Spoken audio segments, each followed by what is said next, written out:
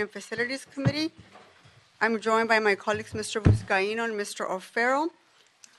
Madam Clerk, unless there's any objection, I'd like to take items 2, 3, 4, 5, and 7 on consent. No objection. Great. And so let's begin with item 1. Can you read that into the record, Madam Clerk, please? Item 1 is a communication from the mayor relative to the appointment of Ms. Nancy Perlman to the Commission on the Status of Women.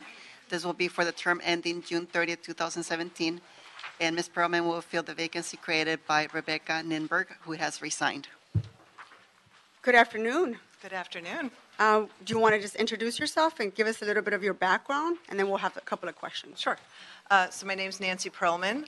I recently had a fellowship via the Gold Hirsch Foundation working in Mayor Garcetti's office and spent my time working on tech and innovation projects. I took that latter part to mean anything that raised the status quo and launched 3 different gender equity initiatives. 2 were specific to internal workforce development, and a third one I am just rolling out now, and that's external workforce development. It's a mentor program for female tech entrepreneurs that's tied to the Mayor's Tech Council. Outside of that life, I have a social media agency. I've been in the digital space for a long time, working with startups, helping them with business planning, marketing strategy, doing a lot of business development and business partnerships and pulling people together. Great. I have a few questions. Have you read the findings in the gender equity studies that were commissioned by Mount St. Mary's? Yes. Are there any, what findings do you think are most pressing that the commission can help take on? Wow, that's a big There's question. Yeah, it's a lot. A huge Well, I think for me, in terms of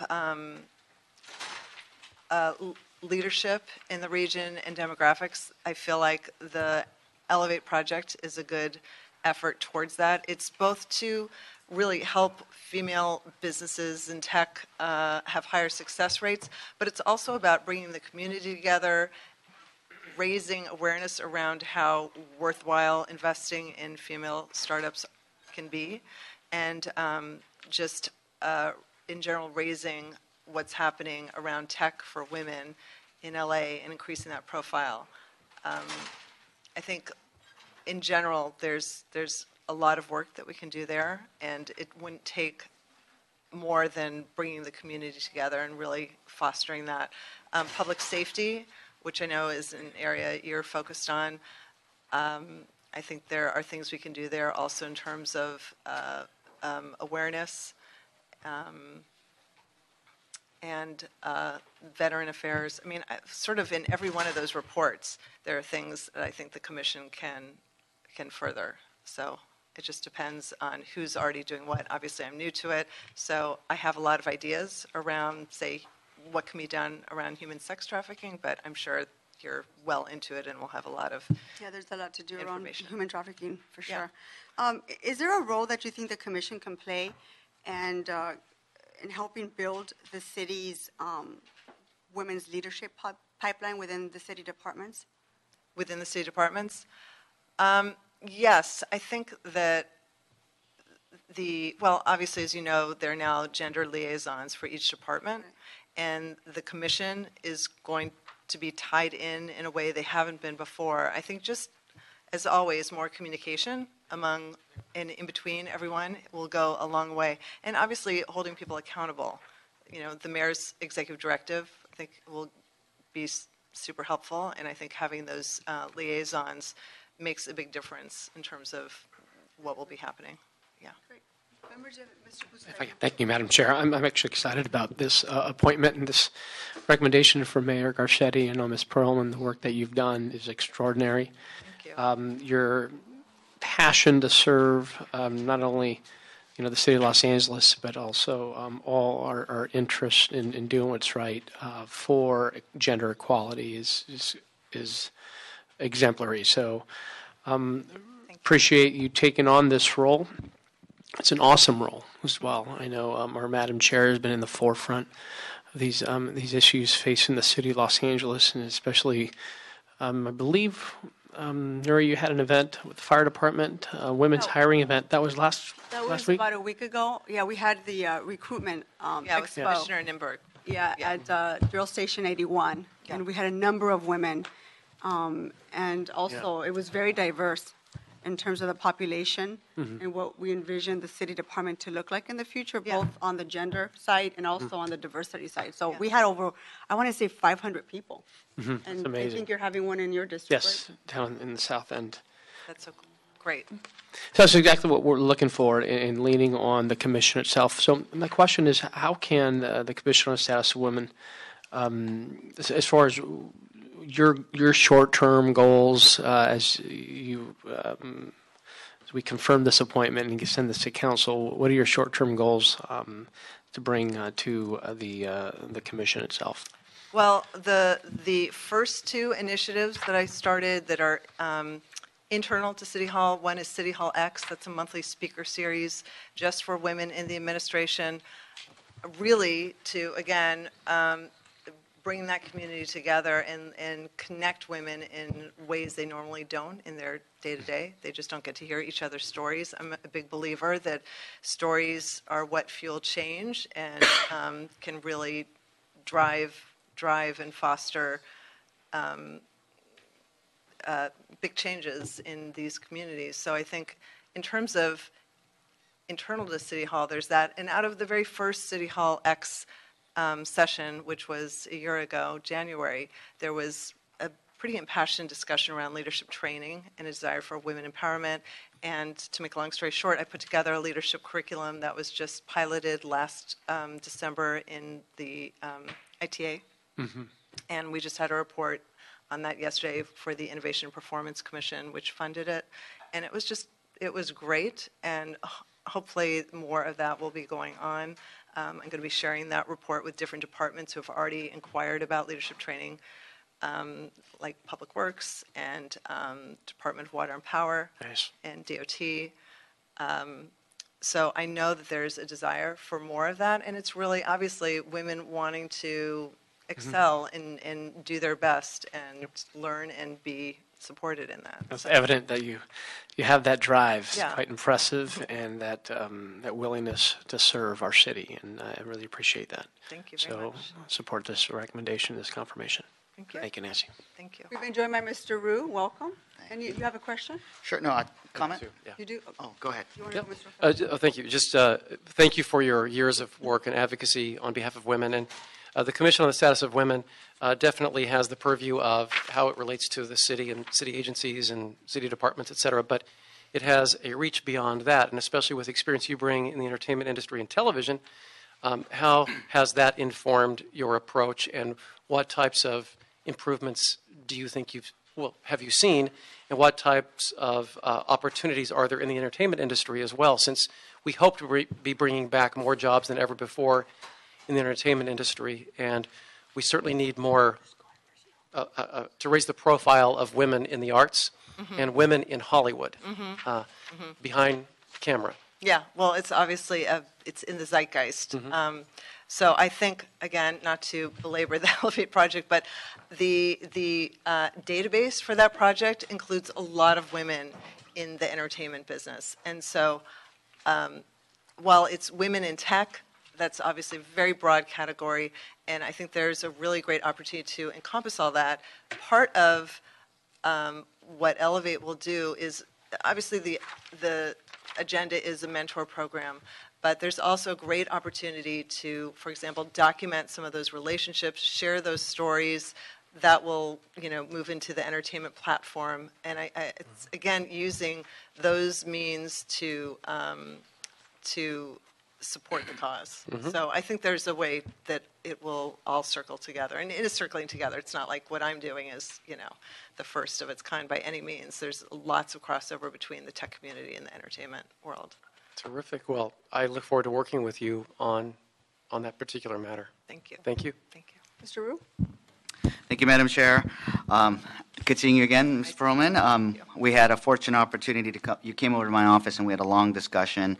I really applaud what you did with City Hall X and the leadership training for women here in City Hall. And my staff, my female staff, are all going to be part of your next training and next talks. And we discussed a lot of other things and a lot of other ideas that you have that I'm fully supportive of and look forward to working with you. Thank you very much. Thank you. Great. So I'm going to go ahead and move that we approve this commission appointment. When will this be in council? Next Tuesday. Okay, so we'll see you next Tuesday. Okay. All right. Congratulations. Thank you very much. We moved on to the next step. Thank you. Thank you. Madam Clerk, let's move on to item 6. For item 6, the city administrative officer has submitted a report relative to the negotiated purchase of the Dolby Theater property from the Community Redevelopment Agency through a public bidding process. Great. Welcome. Good afternoon. Madam Chair, council members. My name is Josh Romer from the Office of the City Administrative Officer. So the item before you concerns the city's potential purchase of the Dolby Theater. In September 2015, the city submitted a bid to purchase the Dolby Theater from CRA LA for $20,000 plus closing costs. I should note that bid amount was not reflective of our predicted estimated value of the property. It was instead reflective of the administrative code limits on our office's contractual authority. Because it was a very short time for the city to react in terms of submitting a bid, we could, without prior council approval, cannot bid anything more than $25,000. So I should also note that the CRA's estimate in their own long-range property management plan was that the property is worth between $500,000 and $1 million. So our $20,000 bid was a low bid, by all means. Through a public solicitation, CRA received at least one other bid for the property, reported to be between $100,000 and $500,000. But the city has a unique relationship to this property. First, we finance the design and the construction of the property, and we pay the debt payments throughout 2023 from the general fund. We also have a long-term leasehold arrangement with the property through 2098. So in recognition of these special relationships between the CRA and this property and the city, the CRA has consented to a negotiated sale of the property to the city for $100,000. So the city's acquisition of the theater will avoid potential exposure to claims that the city's payments to the leaseholder will constitute a gift of public funds. It will also allow us to avoid potential default in a material event, considering that we issued the debt on this property under the understanding that it was going to be held in public hands. And most importantly, acquisition of the theater will allow us to refinance the debt and save up to $7 million over the next 15 years. So the current actions before you recommend that City Council authorize the purchase of the theater for $100,000 and to grant general services and the city attorney to take the actions necessary to complete the transaction. Okay, great. I just had one question. Why did the purchase price increase from $20,000 to $100,000? Well, so our initial bid of $20,000 was constrained because we needed to make sure that our bid plus the closing cost was under $25,000, because that's the CAO and any other department's contractual authority to make a bid or enter into any contract without prior council authority. So we had a very brief time to make a bid. We couldn't get council approval within that time, so we bid what we could under the admin code. CRA received other bids that were significantly higher than $20,000. They're actually approaching up to $500,000. So the $100,000 purchase price is a negotiated payment. It's a negotiated purchase price for the property, much less than the property is actually worth, but it's in recognition that the city has a special relationship with this property, and truly it's legally probably complicated for CRA to sell it to anybody else. Is the CRA allowed to accept a bid other than the highest bid received? Yes. Through their long-range property management plan, they are able to consider factors other than just the highest bid. They are able to consider potential legal complications as well, for example. Okay. Any other questions, Mr. O'Farrell? Thank you, Madam Chair. So, Josh, is that it right there, the last thing you said? It's because they think because of the legal matter that $100,000 will suffice and even supersede a $500,000 bid, for example? Because of those reasons, that will be the justification? Yes, I mean, I can't necessarily speak for the exact rationale, but the rationale we tried to present to the CRA was that it might be easier to accept a bid that's less than their highest bid, but one that comes without legal complications. And can you disclose who the other bidders are? I don't officially know what the other bidder is. The presumed other bidder is CIM, the owner of the remainder of the surrounding development around the Dolby Theater. So I don't believe I have official knowledge of that, but I presume that they're the other bidder. And so we're pretty secure that we go to $100,000 and we're done? Yes. Thank you. Any other questions? All right, seeing none, I'd like to move that we approve the CAO's report. Okay, thank you. Thank you. Let's also move on to item 8, Madam Clerk. For item 8, was before you as a motion, Luisa Martinez instructing the Department of Public Works with the assistance of the city attorney to report on the feasibility of requiring that all certified farmers markets within the city of Los Angeles accept electronic benefit transfer cards and other related matters. Yeah, so this item is before us again because last time we had to continue the item because no one was here from the department, so I'm glad you're here. You want to start with the presentation? We're glad to be here. I'm Ted Jordan, the Public Works General Counsel, and I have Gary Harris from the Bureau of Street Services. One of the things that I would like to at least take the opportunity to do is to try to maybe get some clarification as to what the ordinance is seeking. The ordinance calls for the city to require all farmers markets to have the capability of accepting the EBT, the electronic benefits transfers, which would allow the debit cards that are part of the SNAP program, formerly food stamps, to be used at a farmer's market. So there's a lot of farmers markets in the city, some of which operate within the public right-of-way utilizing the annual special event permit, which is, I assumed, why Public Works is sort of the department named. Other farmers markets operate on private property, for example, on a parking lot or something like that. Those farmers markets don't get a special event permit from the city.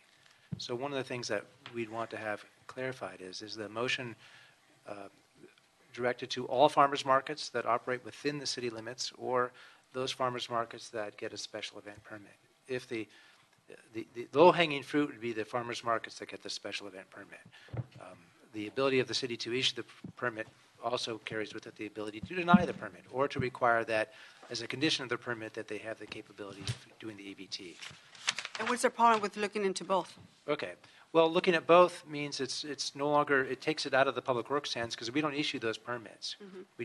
We need to go back and take a look at how those farmers markets operate. I believe they do get some type of authorization from the land use side of the city, probably directing to the use of the property. Also, because the farmers markets are regulated by the state under the California Code of Regulations, we need to look at whether or not our imposing a requirement that's not a requirement to get certified under the state would in any way be preempted by state law. Another alternative is for the city to actively promote changes in the state regulations that would then require all farmers markets, as a condition of becoming certified, have the capability of doing the EBT. At that point, then, in order to be a farmers market certified by the state, you'd have that requirement already. We could go it alone, and it would probably involve some type of health or safety regulation adopted as an ordinance that would then require farmers markets operating within the city limits.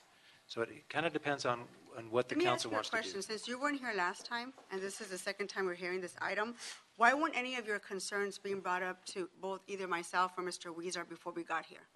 Because if you needed clarification, we would have been happy to have provided that clarification and get us to this point. I think for me the important part is to try to get our families to access healthy food, fresh, healthy food that otherwise isn't available in some of our neighborhoods. That's my concern and my goal, is to try to get our families to access fresh fruit.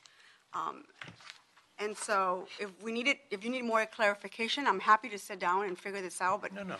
I just wish we wouldn't be doing it here, and we would have found the time to have figured out what kinds of direction you needed before delaying this any further.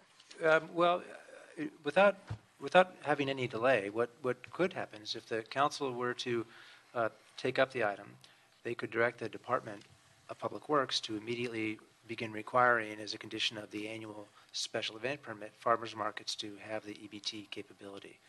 In which case, that change would happen as soon as the new permits are issued.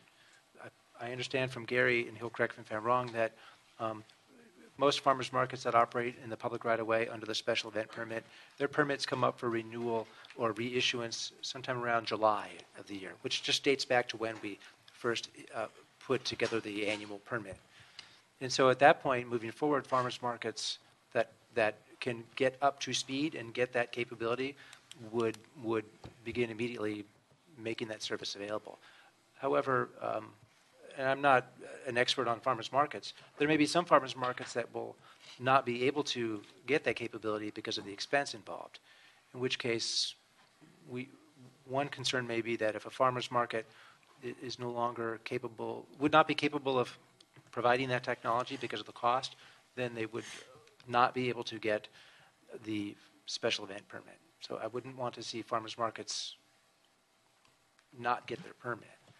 But it's something that we can implement immediately without changing the ordinance, simply by directing that to be a requirement for farmers markets that get special event permits. For the rest of the farmers markets that operate on private property, we need to most likely prepare an ordinance, a health and safety ordinance, and then make sure that we don't run afoul of any existing state regulations. We believe that a health and safety regulation could be adopted by ordinance without being preempted by the state regulations. Great. Members, do you have any questions? I do. Mr. O'Farrell? Thank you. Thanks, Ted, and good to see you, Gary.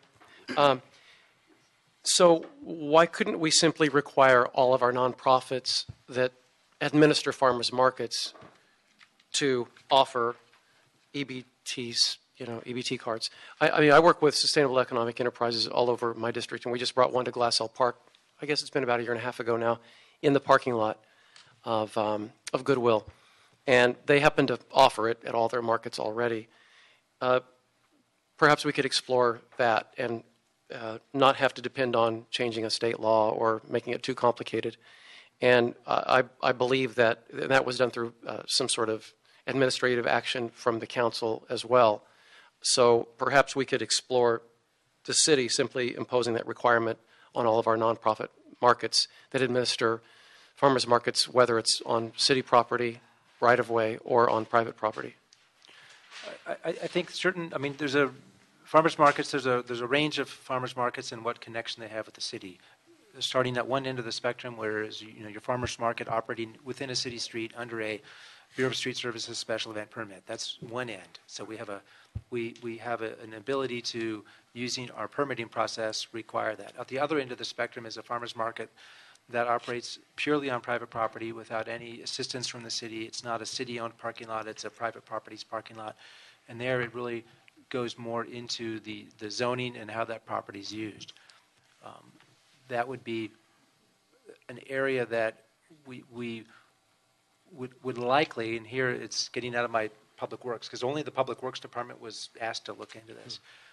We would have to work with the planning and building safety departments to see whether or not the city has the ability to grant or withhold whatever permissions are needed to operate on that private property. Some farmers markets operate on city property, not in the public right-of-way, but on city property. For example, the farmers market that operates between City Hall South and City Hall East, my understanding is they operate pursuant to permission from GSD. Since that's city-owned property and we're giving them permission to be there, we could then require them to have the EBT. I don't know whether or not they have the EBT already, but if they don't, that could be used as the basis to require that. So the easiest ones to deal with would be public right-of-way, special event permit. The next easiest would be city-owned property where we're giving them permission. And those can be done as soon as their permissions are needed. The more difficult ones, not insurmountable by any means, would be the ones that operate purely on private property where we have taken some kind of building safety or planning action to give them the permission to be there. It seems to me that's where we should look then. Do you have a sense of how many those are? I don't. The motion talked about 65 farmers markets in the city, but I don't know what percentage of those are ones that operate within the public right-of-way under a special event permit. But street services could certainly identify how many permits that they issue. So we'd know the difference between 65 and the number of permits would be the ones that operate on some kind of private property. Some of those may be on city-owned property, like the one between City Hall South and City Hall East. But I don't have the breakdown of the numbers. We can talk to the council office that made the motion. I think it was CD 14, and they may have some of that information already. So you haven't spoken to City 14? I only just became aware of the motion, so I have not. But I'll be happy to do it as soon as possible. I think Street Services has, but... Yeah. Yes, we did speak to CD 14. However, I don't have a breakdown of the permit numbers. Certainly, we can get you what we have permitted. That would be easy for us to obtain. Also, we could most likely, working with building and safety, get the numbers for what they permitted under a special use permit. Also, in reading some of the publicly available literature, there are programs that appear to be in place that allow farmers markets to seek assistance in the funding necessary to get the EBTs. So we could certainly try to make that information available. Another piece of the puzzle, just from reading the literature, is just requiring them to have the EBT. It's good. It's a good first step, but there are other steps. The literature talks about the importance and need for public outreach so that the people that get the SNAP benefits or other similar things are then notified that the farmers markets are available. So many people may not be aware that the service can be used at farmers markets. But that would be sort of the type of outreach we'd look to the farmers markets to make. Certainly any assistance from the council offices, that would probably be helpful in that regard. Okay, any other questions, Mr. Wu? Yes. Certified farmers markets, is that certification by the state, you said, or? It's a certification defined by the Code of Regulations, which is a state regulation. Mm-hmm. I believe the actual certificate is issued by the County Agricultural Commissioner. Okay. But the basic framework is set up by state law under the So basically, regulations. Special event permits, we have some control over, but I guess permanent farmers markets in private properties where we have a problem with, right? Where we might have, and it might be a land use issue. Yeah, I mean, it presents a different issue for the Right. city. I don't think it's an insurmountable problem. Yeah. Good thing the maker of the motion is the chair of planning and land use. And I really want to applaud you, Madam Chair. I mean, I think this is a great motion. And I concede the fact that, you know, some of the smaller farmers markets and some of the smaller vendors might have a problem with having a machine, a credit card machine. However, I think the whole spirit of farmers market is the small guy, right? It's the small business owner, and it's about letting them able to not just provide fresh produce to areas, especially low-income areas, but all areas. It's giving them an opportunity and a forum to compete with the bigger supermarkets. So in that spirit, I think it is an imposition to small business, but at the same time, I think they would embrace the fact that we're trying to provide these fresh fruits and vegetables to the lowest income areas. And I love what Councilmember Mitchell-Farrell said. I wrote it down too. Possibly a shared pay station. I mean, everyone doesn't need to have their own, right? So yeah, and I'm actually glad you raised that point. I forgot to mention that. So in reading some of the literature, it appears the way this would typically work is that the farmers market itself would have one or more EBT stations. Mm-hmm. It wouldn't be each vendor having it. It would be one or more at the farmers market. The patrons who wish to use their EBT benefits could go to the station, use the station to get some type of script. The script then, which would be like paper money, would then be used at the vendors at the farmers market. At the conclusion of the farmers markets, the individual vendors could then bring that mm-hmm. script that they've collected in lieu of cash back and then be paid in some fashion. So it wouldn't be each of the individual stalls having the machine. There'd be one or more at the farmers market. So that would alleviate the cost somewhat. So I think this is a very solvable problem. So, Madam Chair, I don't know if your purview is going to continue this, or do we do a friendly? No, I want to move forward today. Amendment? So is there an additional direction that you need? If you wish to hit all of the farmers markets, we are anticipating, which would, again, the toughest ones to reach would be the farmers markets that operate on private property. The special use permit? Special use permit ones? Yes.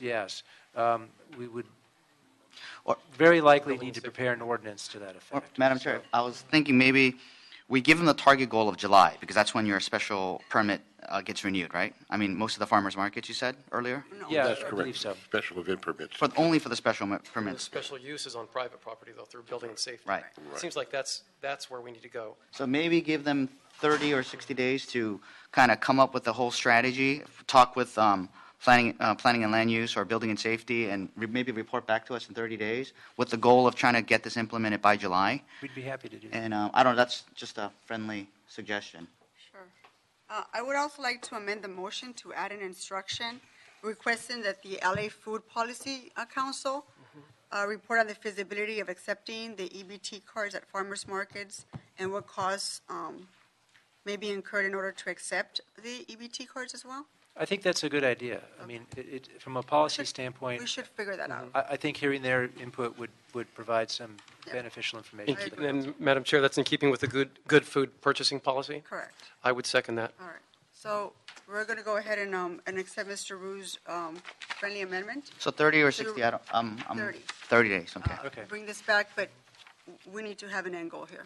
Absolutely, and we will be here each and every time this item is called. I appreciate it. And if you need further instructions or directions, please feel free to reach out to our offices so we can get this Okay. done. And we'll reach out to the other council I don't offices see as well. anybody from Mr. Weezer's office, but I'm sure they'd be more than happy to meet with you as well. Okay, and in the meantime, if you have any further questions, comments, thoughts, feel free to just contact us Will directly. do.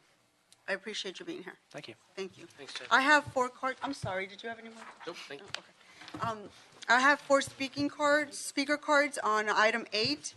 Isha Siller, or Seiler? Seiler? Sorry, they butcher my first name all the time, so I try to do my best. It's Aisha. Aisha. Aisha Seiler. That's pretty. Good afternoon, Madam Chair and council members, committee members. I'm here actually representing the LA Food Policy Council, so I would love to talk to Ted Jordan and Gary Harris and clarify any misinformation or information they have regarding EBT at farmers markets. We are in complete support of this motion and are excited for it to move forward and get a report back. We are happy to work with them to answer any questions. I submitted FAQ and EBT FAQ to answer some of the questions. So just to clarify, each vendor at a farmer's market does not need their own machine. It's just one terminal point of sale device that is usually located at the market manager's table.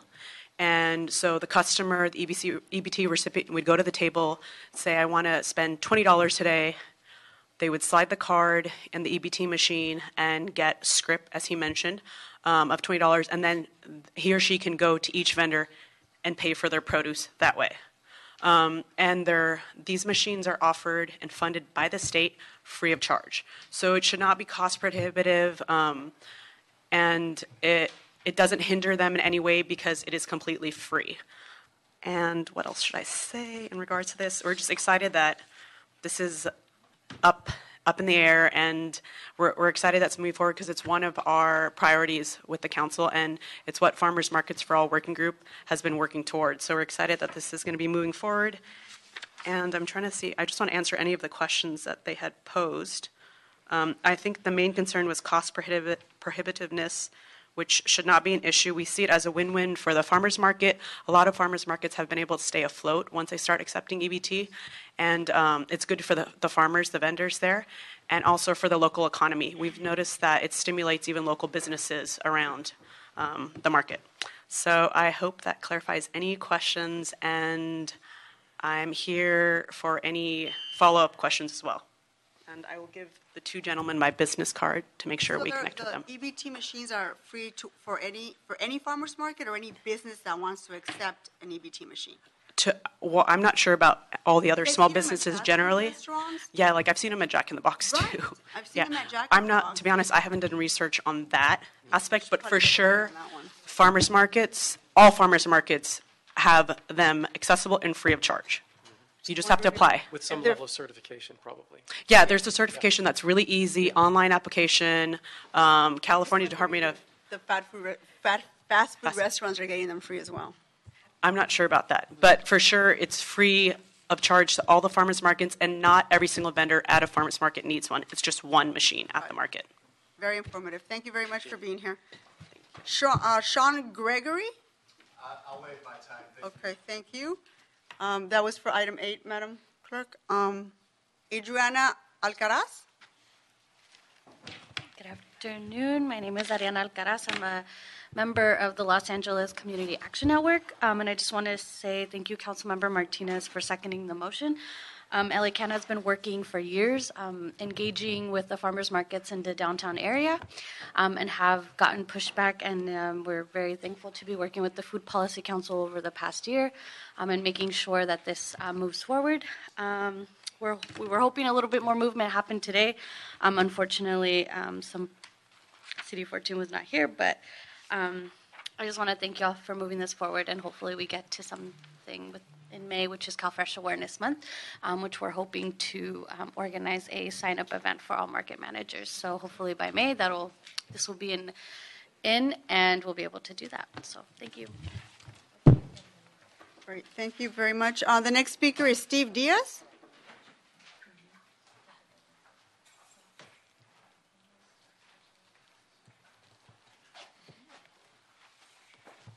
Good afternoon, committee members. My name is Steve Diaz, and I am with the Los Angeles Community Action Network.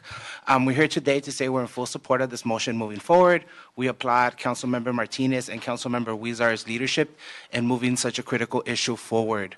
LA CAN was actively engaged in the beginning of these conversations with the council office and really felt that it was really important to begin with city property and property where the city had direct oversight with, because so many of these markets come through the special event permitting process.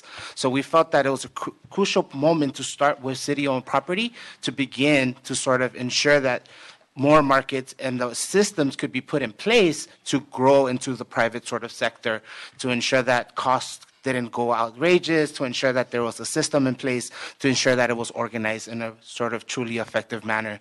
So we definitely would like to see this coming back. We applaud the leadership once again of the council office, and really want to just echo one more time that we felt that it's extremely important to begin with city property, then move forward into the public space.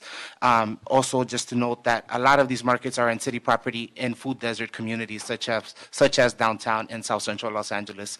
Thank you. Thank you. That concludes cards, Madam Clerk, on item number 8. So we're going to move forward with the recommendation stated earlier. Let's move on to item 9. For item 9, motion Martinez, Krekorian, Cedillo, instructing the Department of General Services. Before we go to item 9, on item 8, the recommendations were to We're to amend- bring this back in 30 days. 30 days. And then I made a verbal amendment to the motion. Did you catch that? Yes. Okay. Got it. Okay, thank you very much for coming. Let's move on to item, sorry, we interrupted you, Madam Clerk. Can you repeat item 9 again? Motion Martinez, Krekorian, Cedillo, instructing the Department of General Services, Economic and Workforce Development, City Administrative Officer to work with the Mayor's Operations Innovation Team and to report on asset management and recommendations on how to better leverage city properties for economic development and job creation. This matter was before the Ad Hoc and Comprehensive Job Creation Plan Committee on January the 13th, and they approved the motion. Welcome, gentlemen. Thank you. Sam Hughes with Economic and Workforce Development. Josh Romer with the Office of the City Administrative Officer. So I was going to start just by providing some background in terms of the city's recent movement in terms of looking at real estate and asset management issues. Back in 2012, City Council, in the context of the CRA going away, and some recognition that we had a relatively ad hoc, pretty much unclear process in terms of how we would move forward with assessing city properties and other potential uses. City Council made a few very momentous sort of large decisions at that time. First being the creation of the Economic and Workforce Development Department. Second being the formation of the Asset Management Strategic Planning Group in the Office of the CAO. So I'm going to provide some of the background on the asset management and the overall flow of projects from our group to other implementing departments. The Asset Management Group is housed in the CAO's Municipal Facilities Group, which has traditionally managed the use of property and the facilities for city purposes. We work collaboratively with elected offices and our colleagues at the CLA and various implementing departments. And our key role is to coordinate the city's strategic thinking on real estate and make recommendations through the Municipal Facilities Committee to Council. So the broad efforts that the city is engaged in to date that we've been involved with initially started with engaging a consultant team to prepare a review of the city's overall asset management strategies and our practices. Those recommendations were received by Council in March 2015. We've also participated in oversight and development of an asset management system, which is led by the General Services Department. And this is basically the database that we've all been looking for that basically has accurate, searchable, useful data on all the city's properties. We've also developed the framework for the evaluation of properties, and this has basically been approved through a few committees and is pending in the Economic and Development Committee. We've also established a council pre-qualified list of consultants that can assist our office and other implementing departments in strategic planning, asset management, and economic development. And we've managed or been central to the city's receipt of CRA assets, including future development properties, park properties, $84 million in bond proceeds, and items such as the Dolby Theater that we discussed earlier today. The current work program asset management group is looking at over 40 current active projects across the city. It includes long-standing city opportunities that have yet to be taken advantage of, such as the Lincoln Heights Jail, the West LA Civic Center, parking lots in San Pedro, TOD opportunities near Lamert Park, and as well as CRA properties such as Bunker Hill Y1 and the Reseda Town Center. Also, critically, we're planning for development of city facilities to replace aging, leased, or remote downtown city office space in the broader downtown area into a more defined civic center campus.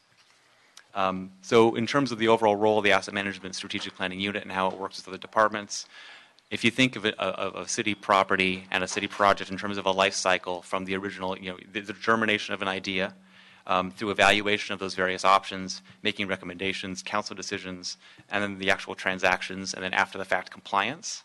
Our group is most active in the beginning stages of that. So we're responsible for the city's initial strategic planning, coordinating the city stakeholders, balance other city needs, other resources, balance market trends, identify opportunities, and make recommendations. And through the latter stages of a project cycle, we have more of an oversight role working with the implementing departments. So the other departments that we generally work with, the General Services Department, they remain the city's property manager in terms of day-to-day transactions and day-to-day property maintenance.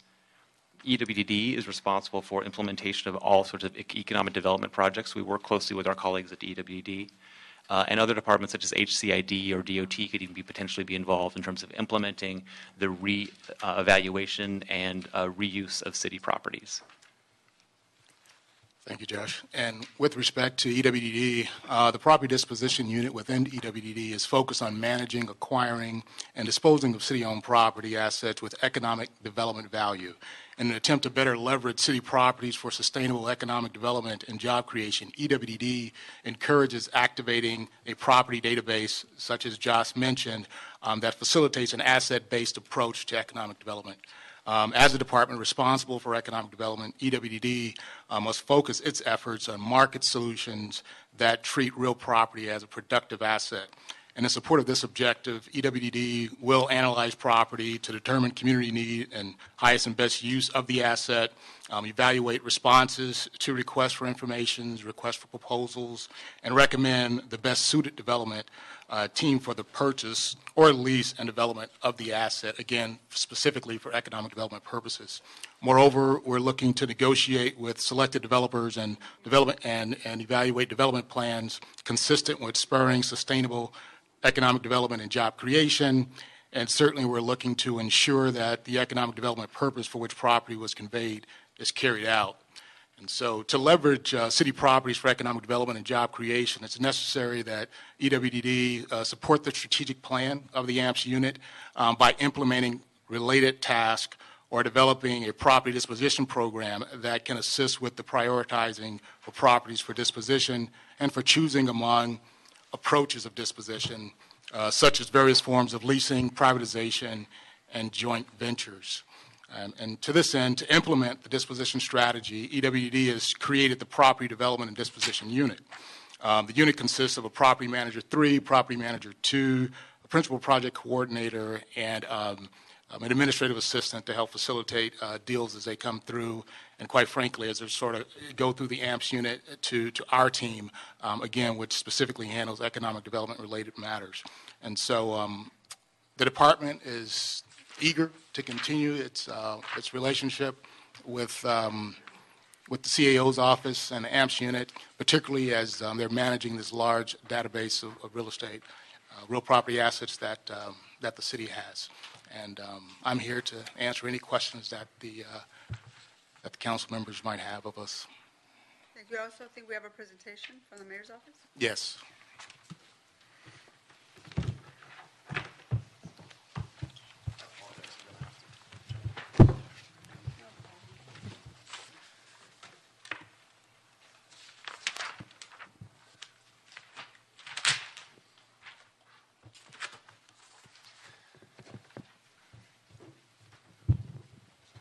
Good afternoon, Madam Chair and committee members. In respect to your time, we understand you guys have been in committee meetings all day. We'll do a condensed version of the presentation that you have here to leave more time for questions and additional follow-up. Should we turn off the lights for you?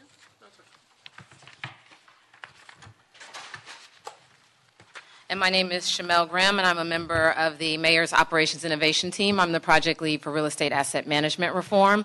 And this is my colleague, Juan Vasquez, who is our data communications analyst, as I often refer to him as our tech guru. And so he's getting set up for our presentation. He's very nimble. LA Marathon. There you go.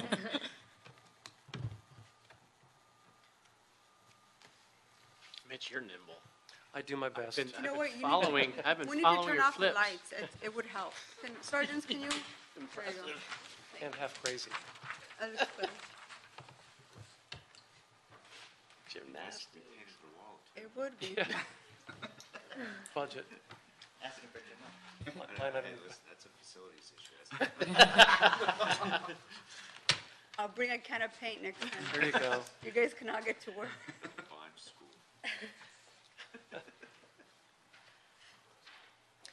So we understand that city-owned assets have been the subject of a number of discussions within the city to support and generate new ideas that support different municipal initiatives that have also often been covered in various committees, including entertainment and facilities, homelessness and poverty, economic and development. And so what we have done as a team is to identify the operational challenges around activating city-owned assets for some of these municipal initiatives. Some of the highlights include the need for comprehensive real estate data regarding all of our city-owned property, and the need for strategic and proactive planning throughout the city, and also optimizing the management structure and oversight for how the responsibilities and management of our assets are dispersed. And so the impact on the committee because of those, on the city because of our operational challenges is we have a large inventory of underutilized properties. We have missed opportunities to actually leverage those properties and respond to market trends at the time in a timely manner. And there's also a redirection of city resources in order to respond to different council motions because we don't have the data regarding our city-owned property. And so there's a lot of time that city employees invest in trying to get individual information per property, which, as you can imagine, becomes cumbersome. Hello, committee members. Our approach to our work has really focused on identifying and quantifying what the city owns, understanding the existing structures and processes, and lastly, providing the collaborative leadership needed to move forward past and current efforts. To identify and quantify, we worked with the county assessor on setting a baseline. We then gathered up over 30 lists individually maintained by departments. We started consolidating and matching data with the end goal of understanding and mapping a clean and centralized list of city-owned real estate assets. In the essence of time, and again, we were happy to kind of clarify some of this. I'm going to jump ahead. We'll share initial findings later on, but moving forward, we're going to focus on mapping all of the city's real estate assets by district and clarifying some of the discrepancies, which I'll highlight in a minute. To understand the existing infrastructure and processes, we actually mapped out all the processes or all the steps needed to move a deal forward, really as a way to understand gaps, barriers, opportunities, and then various entities involved. Again, collaboration is at the core of our work. So we've engaged all of the necessary leaders and relevant departments from the City Council to GSD and other relevant departments, and we've also looked at council motions and past and current efforts that are in place to kind of move this forward. Knowing that there are certain expertise that are required and are outside of City Hall, we've engaged a broad spectrum of partners. A lot of these have manifested into more established relationships, be it Pepperdine or Cornell graduate level students that are helping us better understand what the city owns. So we've done a lot of work. I'd like to share with you some of what we've discovered. These are baseline numbers, but we see $1.8 billion that are currently, that's an assessed value of what the city owns. There's about 7,700 assets within the city and about 8,900 within the county. We've also gone ahead and broke down those costs or the value by council district, and that's one example. In the printouts might be a little clearer of the actual mappings. So we're starting to see shapes, locations, clusters. Go back? Numbers are good. Numbers are good. I'm jealous of Joe. These are all baselines, though. So let's remember. Look at Bonnet. Yeah. Yeah. Wait, quick question. The previous slide, baseline county assessed value, 1.8 billion, is that city? Yeah. Yes. So we have property outside the city limits? Yes, sir. Yes. That seems low. What's an example of that? An example of DWP owns properties outside of the city of Los Angeles and outside of the state. Yes. Yeah. Of course. Some additional findings, some are really challenges. There are about 55 different ways that ownership is categorized, meaning it could be Los Angeles City, L space A City, L A space City. There's typos, grammatical errors in the way data has been maintained, and so we're uncovering and addressing all of that in the steps moving forward. I'll pass it back to Shamel so she can discuss the priority initiatives. So within the work that we've done, we've created what is our big vision on how we institute real estate asset management reform citywide. And so that's looking at establishing and enhancing our asset management framework, developing a comprehensive and coordinated portfolio management strategy, and expanding the city's deal-making capacity so that we can get deals done faster and be able to respond to the market. And so there are three key challenge areas that we've identified that will help us tackle that issue. One is establishing performance metrics and information sharing capacity, establishing, again, the portfolio management structure and oversight so that there's coordinated decision-making when moving through the city processes, and then the real estate portfolio programs and opportunities. And as you see, all of those challenge areas work in coordination with each other. You can't have one without the other to really see true success. And so you'll see under each challenge area, we have different initiatives that we are moving forward with as far as implementing a centralized real estate asset management system. So the data that Juan and our team is cleansing goes into one central source, and that you move away from having your assets managed on 33-plus city lists throughout the city. And so we're here for any questions that you guys may have. I have a question. So what is it about the system that will change the way the city operates? In other words, how do you cut down on the process if someone wants to develop, cut down on the development process once land has been identified? One, which is the low-hanging fruit, is having all of the data regarding our city-owned properties in one location, because a lot of times we don't have standardized data across the city regarding a property, so we don't know necessarily the address, the mapping of it, what it's zoned, the land use. The information is in city departments, but you have to go to each individual department if there's not one record that has all of that information. So that allows you to be able to have more meaningful conversations with developers and people who want to do business with the city, that we have core data that's readily accessible so that you can make decisions in a timely manner. And then looking at having performance metrics to know which properties are high performing and provide great opportunities within your different districts, so that when you generate a motion and you want to know how a fire station is being used, could it be utilized for economic development, that information and the core data is readily accessible for you. And then also looking at the management structure, looking at how do you make it more coordinated so that all departments or entities that are involved are always talking to each other and looking at strategy citywide and not just one-off projects, and really how we can create that type of ecosystem where there's development and growth going on in the city, and utilizing our city assets to really improve the quality of life of residents within your existing districts. And how do you envision working with the council office once the council office has identified a city-owned property that they want to move forward with? So right now we haven't outlined that. We're studying best practices throughout the country and around the world. It's a big initiative now as a result of the economic crisis that all municipalities are really looking at how they can better leverage their assets. So we're looking to study best practices, and we're prepared to come back in a few months and provide recommendations based on what we've discovered. Questions, Mr. Buscaino? Thank you, Madam Chair. I'm impressed. You guys are getting ready for the baseball season. You hit a home run just now. This is something that's been long overdue, something that we've been looking at for, I've been here for 3.5 years, for quite some time.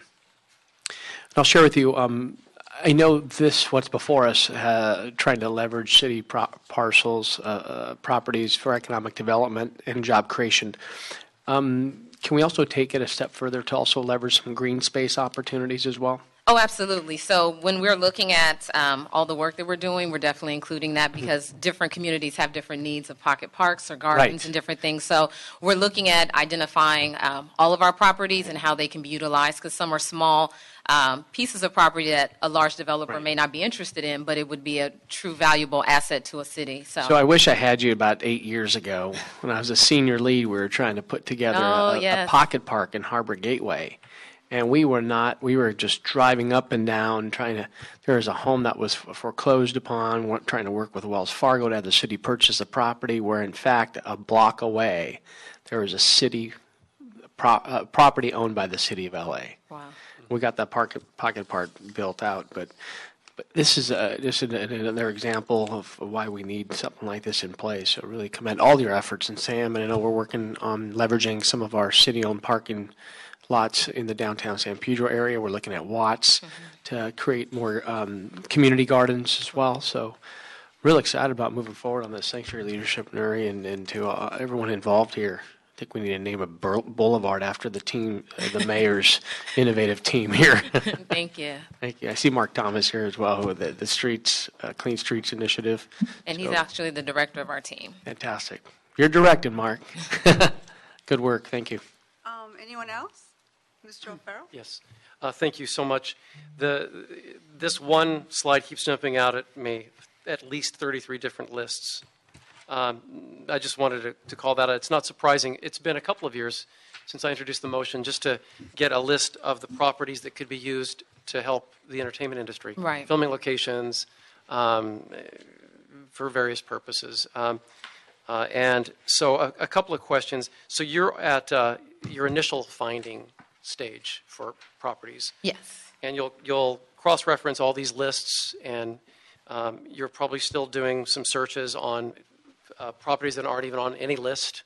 About how much longer do you think it will take before we have that comprehensive list?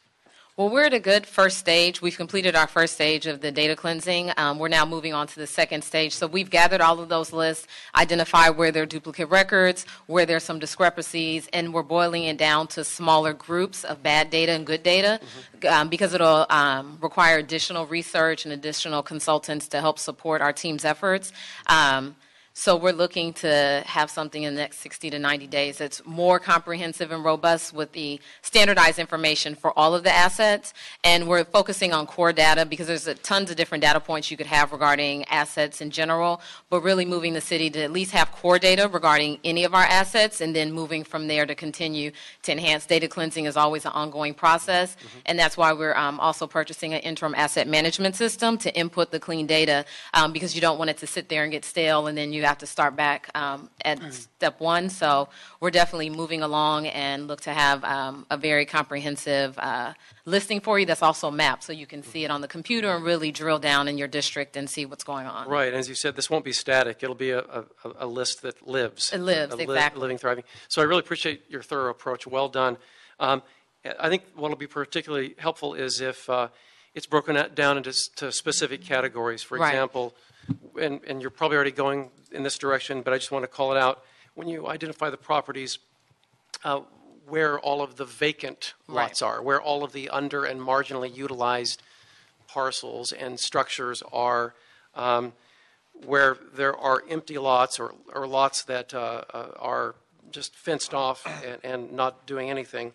And then in terms of parking, surface parking lots, parking structures, if there are, what kind of agreements are overlaid on top of those lots or parking structures, and how long do they last, and when are they up for renewal? All that type of information, I think, will help us as policymakers. And then Mr. Buscaino mentioned parks and pocket parks. That'll be very helpful as well. And lastly on that, will you have a list of potential acquisitions for properties adjacent to parks or adjacent to community centers or adjacent to city property where we could take a long look at perhaps acquiring more property? I mean, I know that's not at all the core mission here, but I know that, for example, in Elysian Park, we would love to just kind of grow the park if we can. And there are different property holders who have land there that is not being developed into anything, so perhaps we would love to acquire it at some point and just keep expanding park space wherever we can. Definitely, and that's part of the collaboration that we look to do with the council offices to maybe identify some pilot projects and looking at now that we have this listing, and that could definitely be a pilot project that we could explore with your office. So I think it'll be very helpful. And then I said lastly once, but I'll say it another lastly, river adjacent parcels. Yes. Because we expect really good things will be coming that way along the river. So if you could do a special look at river adjacent parcels, that would be terrific. Yes. Thank you so much. Thank well you. done. Quick question. Yeah. This is very exciting. And obviously, this is not a static document. It's going to continually evolve. But when will we be able to see the first rough list? Or is it available now? Right now, we're still going through the second phase of our data cleanse so that we can have useful and meaningful information when you're looking at the parcel. And so in anticipation of the different questions that you asked, that's why we're standardizing the data points that we want to get regarding each property. So definitely within the next 60, 90 days with something that's more comprehensive and that we can share that'll be meaningful to you. And like Councilmember O'Farrell is asking, it's gonna have vacant and occupied properties. And, Absolutely. And for the occupied, who the tenant is, the lease term, and all that. So we're working in a collaboration. We have a strong partnership with GSD and the CAO. So we're all definitely working together so we can get that information uploaded into the system and really, like you said, focus on vacant land because sometimes we may have vacant land now because a building has been burned down, but you definitely have to get boots on the ground in certain parts, so that's why we're going through this data process and boiling it down so we can identify where to direct resources to get the most accurate information. Thank you for your work and really looking forward to it. Thank you so much. So you mentioned 60 days. Is that for the next step, or is that to complete the report? To 60 to 90 days to complete the report and provide the comprehensive listing. Okay, and I have one last question. So how does this differ from the existing system, ZEMAS, for example?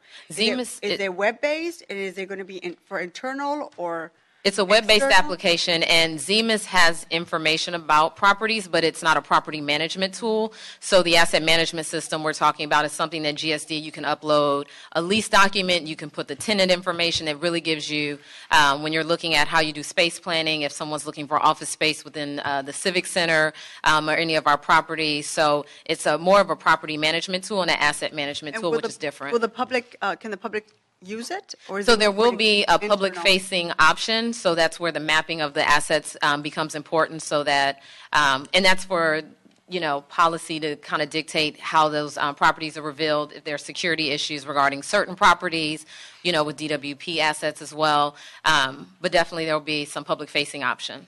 Okay. Any other questions? No, then I'm going to go ahead and move that we approve the motion and request that you come back and give us a status update on the work of the asset management unit in about 60 days. Yeah. Thank you. Okay. Thank you. Thank you. Very impressive. Very good work. All right, and Madam Clerk, I see that I have no parts for public comment, so I'm going to go ahead and move that we adjourn our meeting, our committee.